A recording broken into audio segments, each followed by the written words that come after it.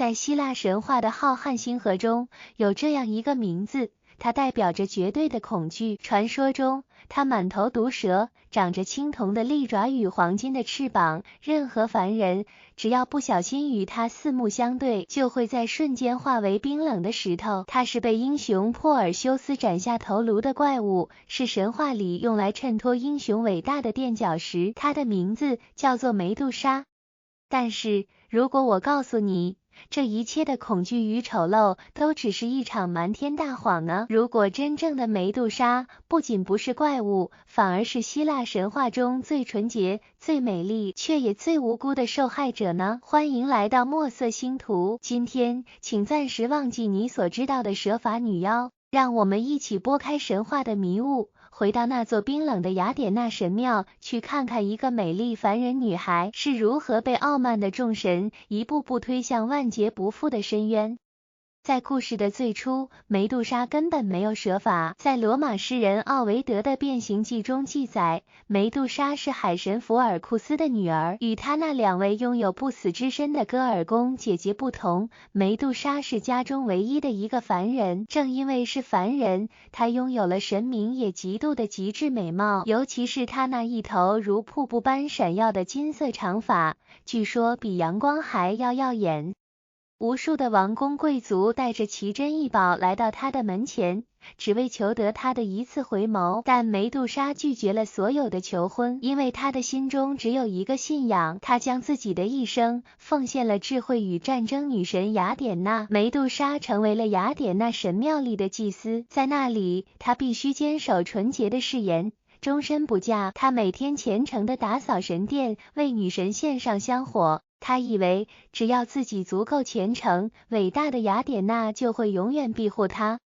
但他错了，在希腊神话中，美丽往往是凡人最大的原罪。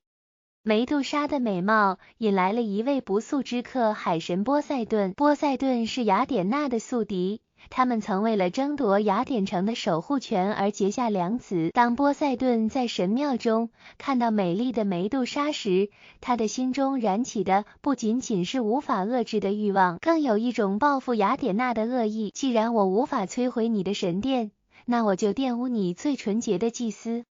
那个夜晚，海神化身为狂风与巨浪，闯入了神圣的雅典娜神庙。面对强大的神明，凡人梅杜莎根本无力反抗。她在神像前绝望的哭泣、哀求，祈祷她日夜侍奉的女神能够显灵，拯救她于水火之中。但神像冰冷如故。就在雅典娜的注视下，波塞顿在神庙的地板上粗暴地夺走了梅杜莎的纯洁。事后，波塞顿如同拂去衣袖上的灰尘般傲慢地离去，只留下遍体鳞伤、倒在血泊中颤抖的梅杜莎。就在这时，雅典娜降临了，但她带来的不是安慰，而是雷霆般的震怒。雅典娜无法惩罚与自己地位相称、身为三大主神之一的波塞顿。对高高在上的神明来说，同类的过错可以被原谅，但凡人玷污了神庙，却是不可饶恕的亵渎。于是，雅典娜将所有的怒火都发溢在这个无辜的受害者身上。既然你的美貌引来了罪恶，既然你引以为傲的长发诱惑了海神，那我就夺走这一切。雅典娜降下了最恶毒的诅咒，梅杜莎那如阳光般闪耀的金发开始剧烈的蠕动，化作一条条吐着信子、滴着毒液的毒蛇。她白皙的皮肤变得如同青铜般坚硬且粗糙，她的背上长出了沉重的金色双翼。但最残忍的是雅典娜对她眼睛的诅咒。女神剥夺了梅杜莎爱与被爱的权利，从今往后，任何注视梅杜莎眼睛的生命，无论是人还是动物，都会在瞬间化为冰冷的石头。梅杜莎从一个万人敬仰的美丽祭司，变成了世人唾弃、恐惧的蛇发女妖。被诅咒后的梅杜莎逃到了世界的边缘极北的黑暗之地。想象一下她往后的人生，她无法再拥抱任何人，无法再亲近任何小动物。每一个来到她面前的人，要么是来杀她的，要么在看到她的瞬间就变成了石头。她的居所周围布满了栩栩如生的石像，那些石像脸上凝结着死前最后一刻的恐惧。但或许在这些恐怖的石像背后，隐藏的是梅杜莎无尽的孤独与眼泪。然而，神明连让他孤独终老的机会都不给。几年后，为了完成任务的英雄珀尔修斯来到了这里。讽刺的是，珀尔修斯背后最大的支持者，正是当年诅咒梅杜莎的雅典娜。雅典娜借了他一面擦得如镜子般明亮的青铜盾牌，指导他如何避开梅杜莎的目光。在那场著名的战役中，梅杜莎其实处于绝对的劣势，她怀着波塞顿的骨肉，行动迟缓，面对手持神器的半神英雄，她无处可逃。珀尔修斯背对着她，看着盾牌上的倒影，挥下了锋利的镰刀。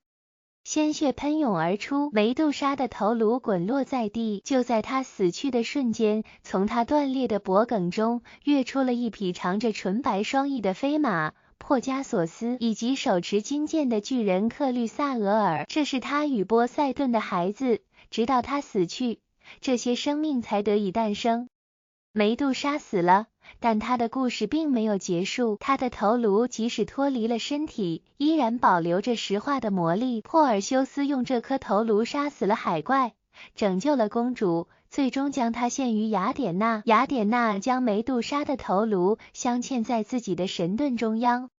这是一个多么充满讽刺意味的结局！生前，雅典娜没有保护她，死后，她的脸孔却成为了雅典娜盾牌上最强大的防御。在古希腊与罗马时代，人们开始将梅杜莎的头颅图案雕刻在城墙、盾牌、盔甲甚至房屋的门楣上，他们不再把它看作怪物，而是将它视为辟邪的守护神。庞福梅杜莎用他那不甘与愤怒的凝视，代替凡人抵挡世间所有的邪恶与灾难。几千年过去了，我们习惯了歌颂英雄斩妖除魔的伟大，但当我们重新翻开历史的篇章，才发现隐藏在蛇发女妖面具下的，是一个在父权与神权的双重压迫下无力反抗的悲惨女性。梅杜莎的毒舌是她无声的愤怒，她让人石化的目光是她拒绝再次被伤害的自我防御。她不是生来就是怪物，而是被这个残酷的世界逼成了怪物。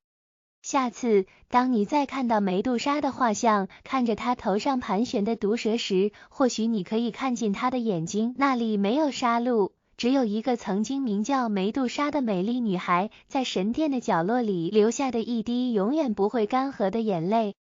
这里是墨色星图，如果你喜欢今天的深度神话故事，请帮我按赞、订阅并分享给你的朋友，我们下一支影片见。